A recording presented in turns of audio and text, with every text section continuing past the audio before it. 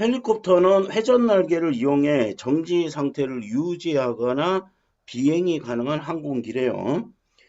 회전 날개는 중심과 끝단에서 반경이 다르다. 중심은 반경이 적을 거고 끝단은 반경이 클 거죠. 이에 따라 시간당 회전 거리, 시간분의 거리가 우리는 뭐라고 알고 있어요? 속도라고. 이건 중학교 때부터 배운 거 아니에요. 회전 날개의 속도는 당연히 어떻게 됩니다? 중심에 가까울수록 회전 반경이 적으니까 느리고 끝단은 어째야 돼요? 빨라야 된다. 상식적입니다. 이렇게 정리했습니다. 그리고 이로 인해 뭐에? 중심은 느리고 끝단은 빠르니까 그거로 인해 각 부분의 공기의 흐름, 이거 똑같은 말이 뭐야? 기류 속도. 기류 속도도 달라진다. 기류 속도. 이거 이제 공기의 흐름, 이게 더 편하시면은 공기의 흐름으로 읽어주세요. 요게 뭐야? 다르다. 그럼 이 왜 어떻게 다른지를 설명하겠죠? 헬리콥터가 전진 비행을 할 때 전진 비행은 앞으로 이렇게 가는 것으로 했죠. 날개 각 부분의 속도 차이는 더욱 커진다. 가령 반시계 방향으로 회전을 한대요. 자, 이렇게 반시계 방향으로 회전을 한대. 회전한다면 진행 방향이 이쪽이죠. 진행 방향의 오른쪽 90도, 오른쪽에 뭐야? 90도 위치에서는 이렇게 진행 방향의 90도 위치에서는 끝단의 속도가 여기 어디 부분? 끝단 속도는 어떻게 된다고요? 기류 속도가 회전 날개 속도의 전진 속도를 더하는 거다. 날개 속도에 뭐를? 전진 속도를 더한 거래요. 전진 속도를 더한 거다. 지금 뭐야? 기류 속도가 다르다 했어요. 그래서 끝단에 기류 속도가 끝단에 여기 좀 정확히 적읍시다. 무슨 속도? 기류 속도. 다른 이유를 지금 설명하고 있잖아요. 자, 오른쪽에서는 이런다. 더해야 된다. 반대로 90도 위치에서 왼쪽 90도 위치, 왼쪽에서 90도 위치에서는 기류 속도가 어때요?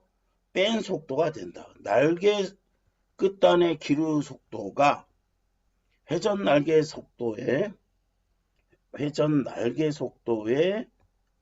뭐야? 전진 속도를 뺀 거다. 이거는 더해야 되고요. 이거는 빼야 되는 이런 상황이네. 그죠? 그림으로 옆에다 그려주는 게 더 나아요. 이때 회전하는 날개 오른쪽 절반 부분을 뭐라고 부른다? 전진익이라고 하고요. 전진익, 이게 날개 익자예요. 요거의 왼쪽 부분을 뭐라고 한다? 후퇴익이라고 한다. 후퇴익이라고 한다. 했습니다. 운동 상태의 물체가 막히거나 좁아지면은 운동 에너지가 압력으로 변한대요. 운동 에너지가 뭐로 변한대?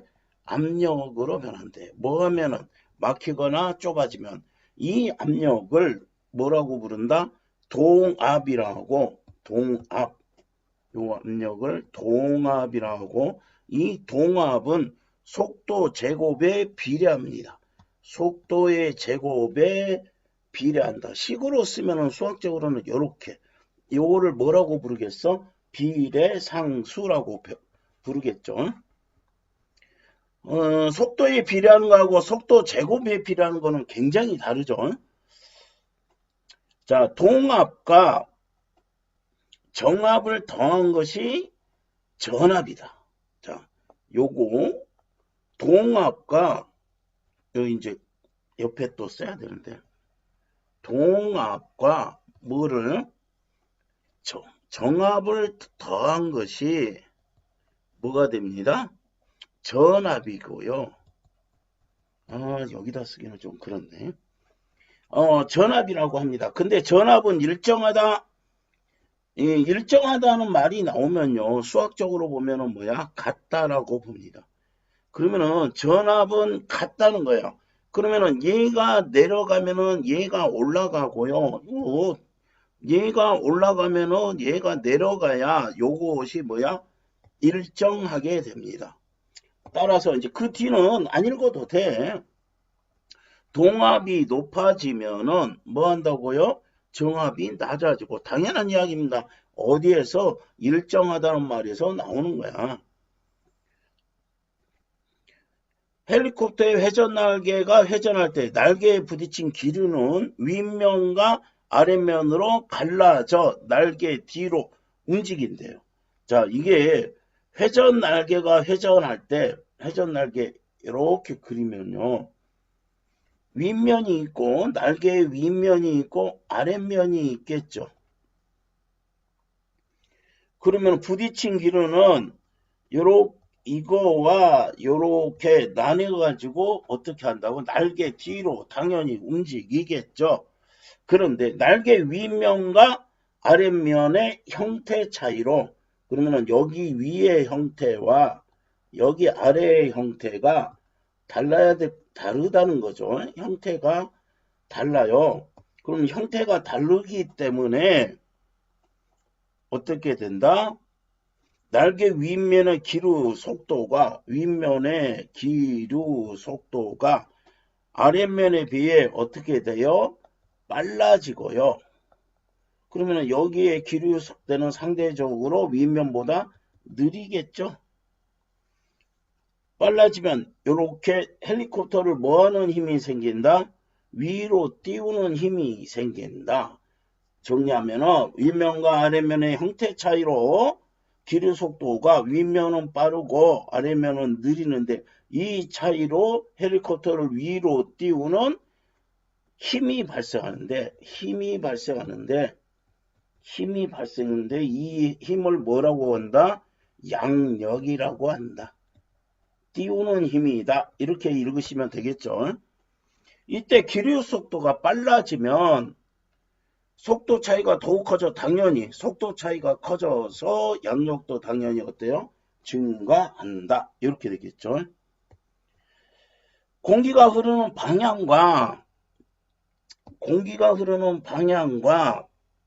날개가 이루는 각의 차이 이거를 받음각이입니다. 그러면은 첫 번째 양력이 발생하는 건 요거고요.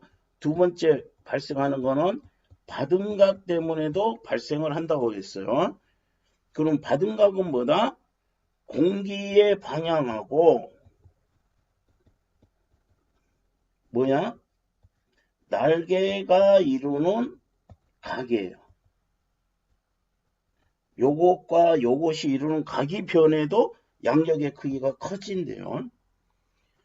연날개에서 연을 바람으로 받음각을 크게 하면 더 높이.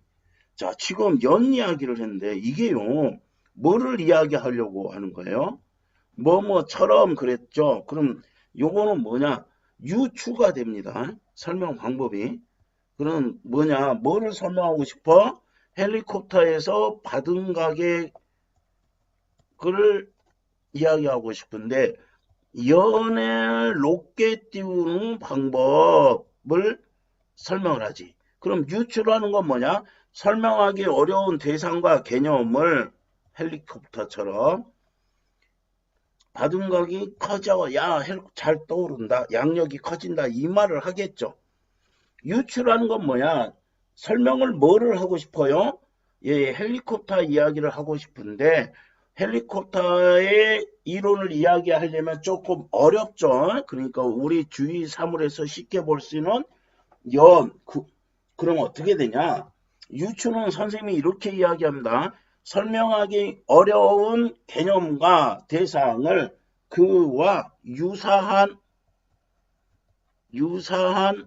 쉬운 대상과 개념으로 설명하는 것, 이게 유추입니다. 유추가 좀 중요해질 수도 있어요.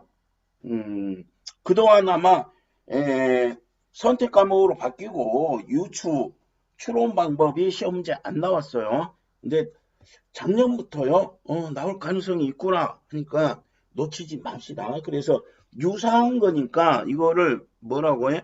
확장된 비교. 비교는 유사점, 공통점 설명하는 거지. 다시 한번 정리하면은 헬리콥터 너희들이 이해하기 어렵지? 우리 주변에 너희는 연 날리기는 쉽게 하잖아. 그래서 어려운 거를 연처럼 쉬운 거로 설명해 줄게 이랬습니다. 그러면은 연을 기울여 가지고 받은 각을 크게 하면은 더 높이 떠오르는 것처럼 어때요? 받은 각이 커지면 속도차가 커져서 양력도 커진다. 그럼 요 받은 각이 커지면 속도차가 커져서 양력도 커진다. 이렇게 설명을 했습니다. 유추의 설명 방법을 썼다. 그런데 전진익과 후퇴익에 전진익 어디 있어? 오른쪽. 후퇴익 어디 있어? 요거에 있어요. 왼쪽에 있어요. 받은 각이 같다면 전진익과 후퇴익에서 기류 속도가 다르다고 있잖아요. 요거는 뭐지? 더하고 요거는 빼니까 당연히 어때요? 기류 속도가 끝단위 기류 속도가 다르잖아요. 다르기 때문에 전진익 쪽의 양력이 커지고 후퇴익 쪽의 양력이 작아져서 옆으로 쓰러지는 문제가. 이거 이렇게 읽어야 돼. 빼고 읽으면 뭐야? 전진익과 후퇴익의 받음각이 같다면 헬리콥터가 옆으로 쓰러지는 문제가 생긴다. 그 이유는 여기에 있고요. 그래서 풀랩핑이 필요하다. 그럼 요거를 해주는 건 뭐야? 옆으로 쓰러지는 문제를 해결해 주는 게 뭐야? 풀랩핑이다. 그럼 전진익 여기에서는 어떻게 해요? 날개를 업시켜라. 날개를 업시켜라. 그리고 후퇴익에서는 날개를 다운시켜라. 다운시켜서 양력이 이렇게 하는 이유는 뭐다? 양력에 뭐를 맞춘다? 균형을 맞추려고 하는 것이다. 이렇게 되겠죠. 헬리콥터에 대한 이야기인데 뭐 내용은 그다지 어렵진 않습니다. 그래서 과학기술 지문에서 조금 이렇게 나오는 거는 그림으로 해주고요. 이렇게 수식이 나오면은 수식이 나올 때는 적절하게 옆에다가 써주는 것이 필요하다. 이렇게 정리하면 되겠습니다.